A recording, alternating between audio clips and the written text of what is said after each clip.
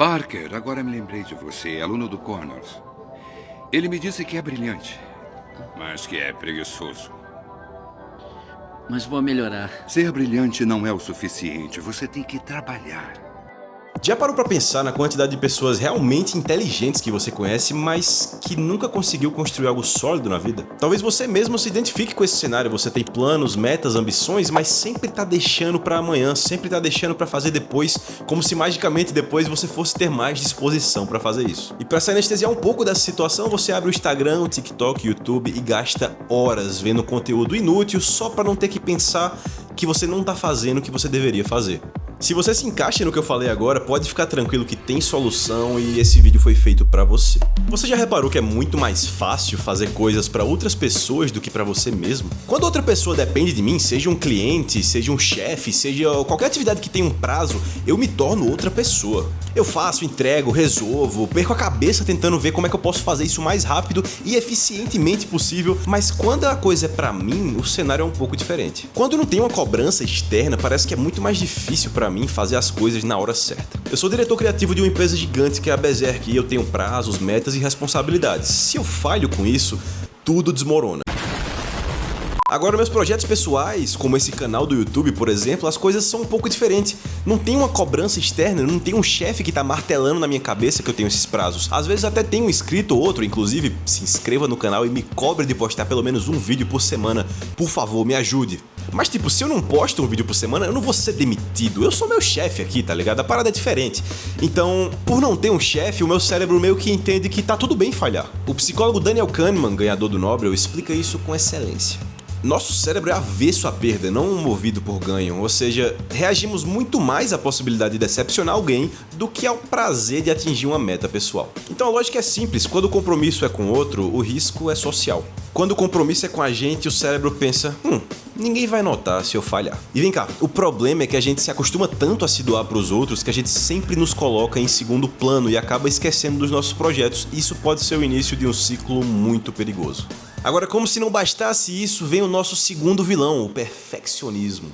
E, ironicamente, ele é o disfarce preferido das pessoas inteligentes, pois a gente sempre tem um motivo muito bom pra não fazer as coisas agora. Ah não, porque quando eu tiver a câmera certa, quando eu tiver mais tempo. Agora eu não tô entendendo tudo sobre o assunto ainda, né? Quando eu tiver entendendo tudo sobre esse assunto, aí eu começo. Essas frases até soam racionais e é por isso que elas são tão perigosas. A neurociência chama isso de racionalização cognitiva. Calma, o nome é feio, mas é simples. É só um nome bonito pra explicar que o seu cérebro sempre vai tentar achar uma razão lógica para não agir naquele momento. O Dr. Andrew Huberman, neurocientista de Stanford, fala que o cérebro tem um sistema de recompensa antecipada e que só o ato de planejar já vai liberar a dopamina necessária. Ou seja, você sente prazer só de planejar antes da execução e o seu cérebro pode entender isso como se você realmente já estivesse executando. Olha que louco! Então você pensa que está progredindo, mas na realidade você não está saindo do lugar, porque você está fazendo 1000 planos e não colocando nenhum deles em prática. E é um paradoxo, né? Porque se nós somos tão inteligentes, a gente deveria perceber que a gente está se auto-sabotando com esses pensamentos. Mas isso é muito mais complexo porque o perfeccionismo não é sobre querer tudo muito perfeito, é muito mais profundo que isso. O perfeccionismo é muito mais sobre medo. Medo de começar e descobrir que você não era tão bom quanto achava que era. Medo de falhar e ver o seu ego despencar. E quanto mais você pensa, menos você faz. A psicologia chama isso de paralisia da análise e eu tô rindo porque eu me identifico bastante com isso aí também.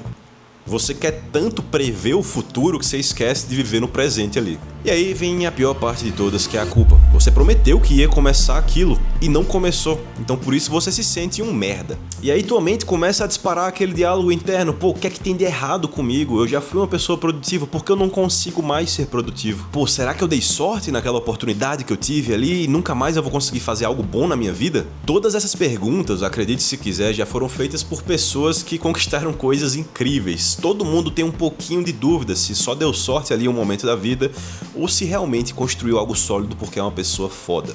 E adivinha só, voltando ao começo do vídeo, né? Pra aliviar essa culpa, o teu cérebro procura conforto. E esse conforto tem nome, tem cores vibrantes e adivinha só, um feed infinito.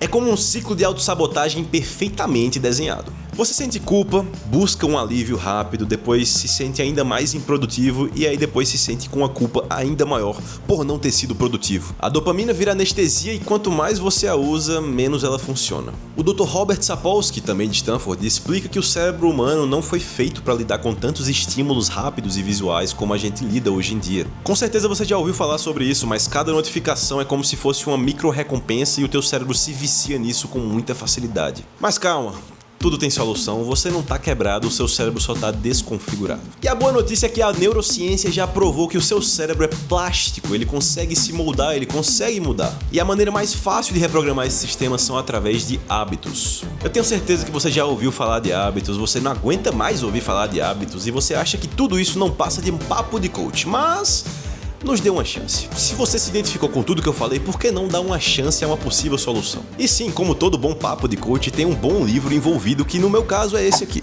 Hábitos Atômicos. Nesse livro, James Clear explica que nossas pequenas ações do dia a dia podem ter impactos enormes sobre nossa personalidade e nossas escolhas. Então aqui vão 3 práticas testadas e aprovadas por mim e por milhares de pessoas que também leram esse livro sobre como você consegue destravar, mesmo sendo uma pessoa inteligente que só é meio preguiçosa ali. Em primeiro lugar, faça o que é fácil de ser feito. Nossa, esse cara só dá conselhos óbvios. Se é tão óbvio, por que tu não faz, p***?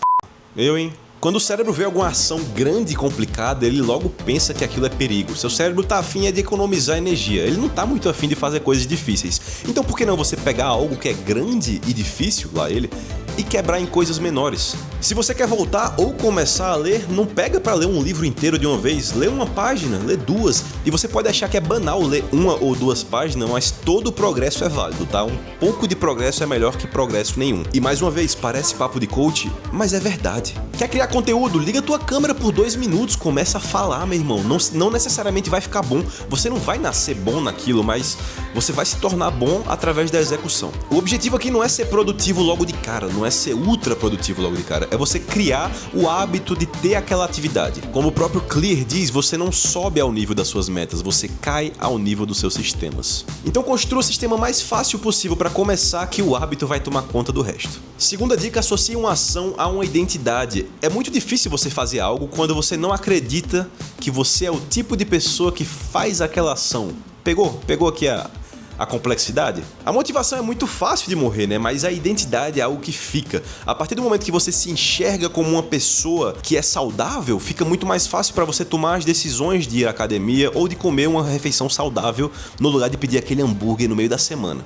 Você precisa pensar que você é uma pessoa que faz o que tem que ser feito. E é tudo muito bonito no papel, é tudo muito fácil falar aqui, né? Eu sei, é difícil de pôr em prática, mas é um exercício que você tem que fazer diariamente até você acreditar de fato que você é aquela pessoa. Eu posso dar um exemplo pessoal. Eu tava pesando 110 quilos na última vez que eu me pesei, talvez eu fosse até um pouco mais. Eu realmente não me enxergava como uma pessoa saudável, eu não tava comendo bem, isso foi na época da pandemia, ou seja, eu pedia iFood descontroladamente pra tentar ter algum estímulo positivo ali. E a partir do momento que eu comecei a me enxergar como uma pessoa saudável, eu comecei a colocar diariamente atividades físicas, comecei diariamente a pedir menos iFood.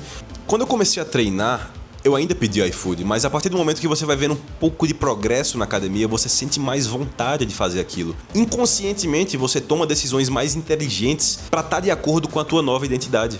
E aqui eu dei o exemplo da academia e de dieta porque é um exemplo meio que global. Eu acho que todo mundo quer ficar em forma e todo mundo quer ser uma pessoa saudável.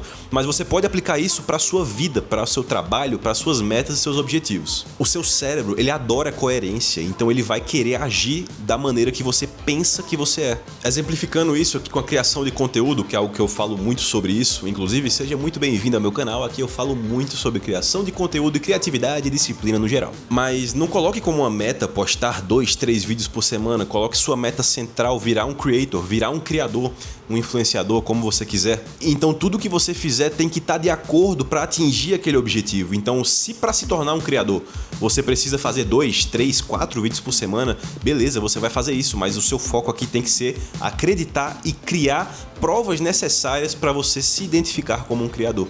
Lembra do começo do vídeo quando eu falei que é muito mais fácil agir pelos outros do que pra você mesmo? Então por que não usar isso ao seu favor? E eu tô falando aqui do compromisso público, que é uma arma poderosíssima. Voltando mais uma vez ao meu exemplo pessoal da obesidade, a partir do momento que eu coloquei no meu Instagram uma foto ou um vídeo meu com o meu bucho gigante pra fora, fica muito mais fácil de eu tomar as decisões corretas pra eu mudar aquele cenário, porque todo mundo tá vendo. Por mais que nem todo mundo se importe, mas todo mundo tá vendo, eu tenho um compromisso maior ali, sabe? E se você não tem muitos seguidores, pô, se você não tem nem rede social, se você não é ativo nas suas redes sociais, faça esse compromisso público com pessoas que você se importa com a opinião. Você deve ter aquele amigo, aquele parente, um pai, uma mãe, um primo, uma prima, que você realmente se importa com a opinião dele. Você respeita, você admira aquela pessoa, então fala isso pra ela. Eu tenho certeza que se for uma pessoa que se importa com você, ela vai querer acompanhar com você e vai te cobrar do que você falou. E aqui eu devo pontuar que o compromisso público ele não vai resolver sua vida, ele ajuda bastante, mas ele não vai resolver por si só. Eu posso também dar o meu exemplo pessoal, eu gosto muito de trazer uma experiência minha pra vocês, pra tornar isso mais real, não ficar nada muito engessado, né? Uma experiência humana de verdade. Vão ter épocas que você vai estar mal de cabeça e nenhum compromisso público vai ser o necessário pra que você cumpra com aquilo. E quando isso acontecer com você, se você chegar nesse ponto, não hesite em buscar ajuda. E isso é um conselho global, tá? Eu nem pensei em trazer isso aqui pro vídeo, eu tô falando isso aqui agora de coração aberto pra câmera. A vida pode ser muito difícil, todo mundo tem seus problemas e não é vergonha alguma buscar ajuda, muito pelo contrário. Eu acho que sem buscar ajuda, você guardar tudo que você sente pra você é uma das maiores armas da autossabotagem que você pode fazer consigo mesmo, que vão te impedir de alcançar seus objetivos. Você sofrer em silêncio, você sofrer sozinho ali, não vai te fazer bem. Então, acredite, existem pessoas que se importam com você, você tem amigos, você tem pessoas próximas que se importam com você e às vezes você nem imagina, mas aquela pessoa realmente se importa contigo. Se você for conversar com ela, for trocar uma ideia, ela vai te ouvir, ela vai ser receptiva pra você. Eu achei necessário falar isso porque, enfim, talvez você estivesse precisando ouvir isso também. Então se você se sente travado, saiba disso, você não é preguiçoso, seu cérebro só gosta de economizar energia. E o mesmo cérebro que te sabotou até agora vai ser o cérebro que vai te ajudar a sair dessa, contanto que você aprenda a treiná-lo e exercitar isso diariamente. A inteligência é só o combustível, mas a ação que é a chave de verdade aqui pro sucesso. Agora respira fundo, fecha esse vídeo, se inscreve no canal e faz o que tem que ser feito. Você sabe o que tem que ser feito.